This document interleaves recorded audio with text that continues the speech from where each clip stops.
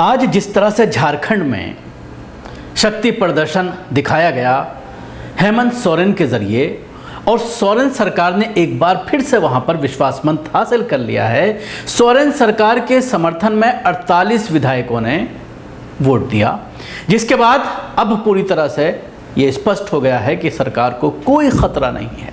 हालांकि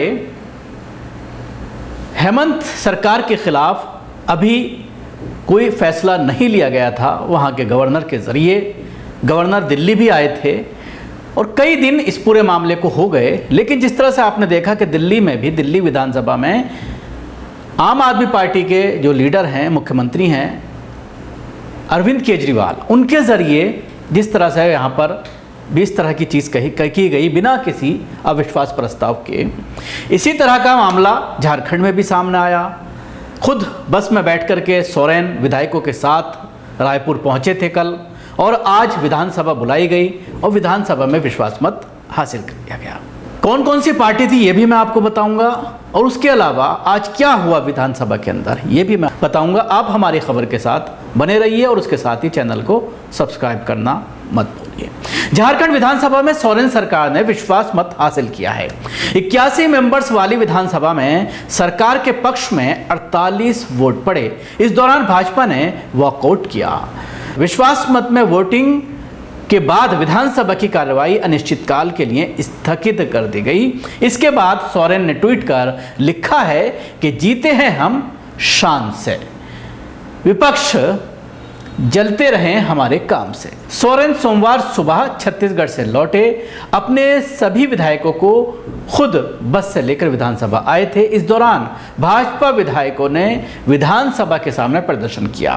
वे सोरेन के विधायकों के छत्तीसगढ़ जाने और दुमका हत्याकांड का मुद्दा उठा रहे थे। सीएम हेमंत सोरेन एक बार फिर से सभी विधायकों के साथ बस में सवार होकर सर्किट हाउस के लिए निकले। मुख्यमंत्री विधायकों के साथ लंच किया।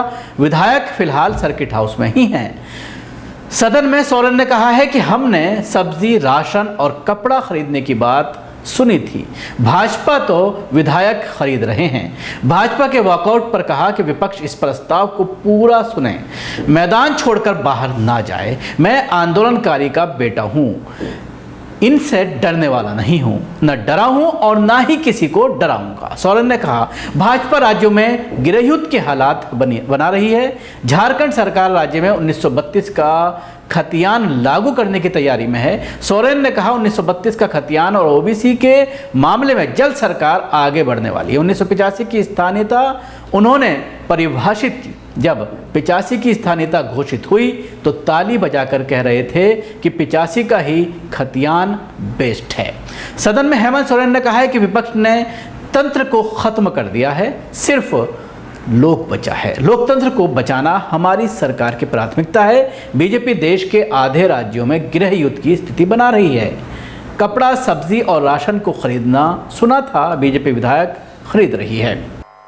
क्योंकि इनके जो आला कमान है वो तो भाषणों में बोलते हैं कि हवाई चप्पल वालों को हवाई जहाज में चढ़ाएंगे। हवाई जहाज तो छोड़िए, सड़कों पर भी चलने लायक नहीं रखा उसको। भीख मांगने की स्थिति ले आई देश के अंदर। और स्थिति ये है अध्यक्ष महोदय, हम जब आज देश के 75वें वर्षगांठ मना रहे हैं और पूरे देश में जिस तरीके से झंडा लगाने का एक एजेंडा फिट किया गया, जिस तरीके से हमारे भारतीय जनता पार्टी के साथियों ने झंडा बेचने का काम किया है, ये भी पूरे देश को पता चला। अध्यक्ष महोदय, इन लोगों ने तो कोई कसर नहीं छोड़ा। अध्यक्ष महोदय, आप इससे अंदाजा लगा सकते हैं अध्यक्ष महोदय, देश को बेचने के साथ साथ इन लोगों ने झंडा भी बेचना प्रारंभ कर दिया। जीवन में कभी तिरंगा झंडा तो इन लोगों ने फहराया नहीं अध्यक्ष महोदय, लेकिन इस देश का लोकतंत्र को बेचने का लगातार 2014 से प्रयासरत है। अध्यक्ष महोदय, न खाएंगे न खाने देंगे का नारा लगाने वाले, सबका साथ सबका विकास का नारा देने वाले इनके आला कमान किसी का साथ नहीं देते, किसी को साथ लेकर नहीं चलते। सिर्फ और सिर्फ व्यापारियों की ये समूह व्यापारियों को मदद करने के लिए, वो भी चंद व्यापारियों को मदद करने के लिए पूरे देश को इन लोगों ने ताक पर रख दिया है। अध्यक्ष महोदय,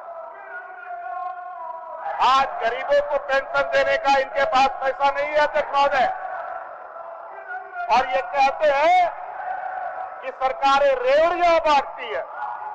अध्यक्ष महोदय, व्यापारियों का कर्ज माफ होता है, 10-10 लाख करोड़ रुपए का कर्ज माफ होता है, उसको रेवड़ी बांटना कहते हैं। अध्यक्ष महोदय, सदन में बीजेपी के विधायक नीलकंठ सिंह मुंडे ने कहा है, ना ही कोर्ट की ओर से और ना ही राज्यपाल ने बहुमत हासिल करने को कहा, फिर सरकार विश्वास मत क्यों लाना चाहती है। बीते दिनों से सीएम विधायकों को लेकर जिस तरह से घूम रहे हैं, उससे लगता है कि उन्हें अपने ही विधायकों पर भरोसा नहीं है। सरकार मुस्लिम तुष्टीकरण में लगी है, राज्य की बेटियों पर अत्याचार हो रहा है, लेकिन सरकार को कोई फर्क नहीं पड़ता। इधर बीजेपी विधायक सीपी सिंह सदन में सीएम के व्यवहार पर आपत्ति जताई। उन्होंने कहा है कि सीएम ने सदन में प्रवेश के साथ ही बीजेपी पर हमला बोल दिया।